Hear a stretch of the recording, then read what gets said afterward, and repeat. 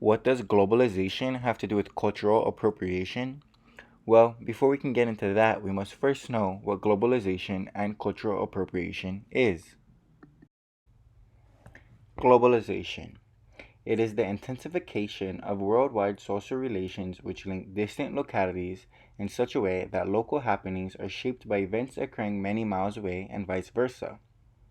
In my own words, globalization is the way countries and people of the world interact and integrate. What is cultural appropriation?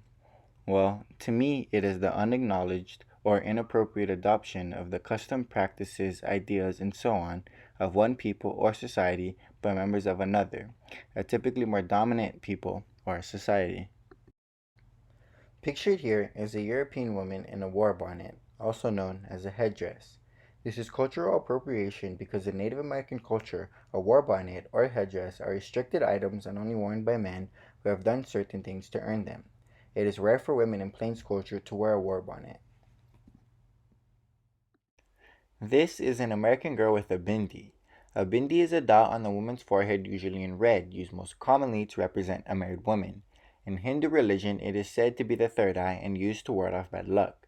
Using the bindi as fashion is cultural appropriation because it is not being used the way the culture intended it to be, and it is not being used with the culture in mind. It is being used as a fashion statement. Here is a European girl with dreadlocks, locks, dreads, or whatever you may call it. It is a hairstyle that is in black culture and black traditions.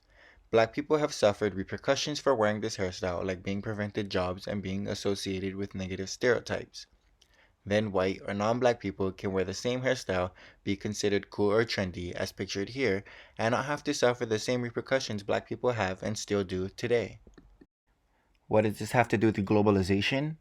Well, as the amount of users on social media grows worldwide, so does the amount of cultures presented on social media. Outsiders or people who are not familiar with a particular culture see aspects of that culture on social media but do not seek information on or care about what that aspect might represent to that culture or the meaning behind it.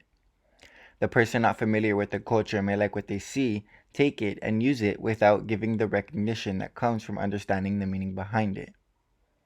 The amount of social media users worldwide is 2.82 billion as of 2019 and is expected to grow to 3.09 billion by 2021. That is 40% of the world's population.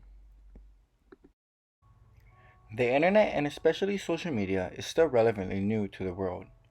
Maybe as time goes on and as the world globalizes more, there will be more cultural exchange instead of cultural appropriation.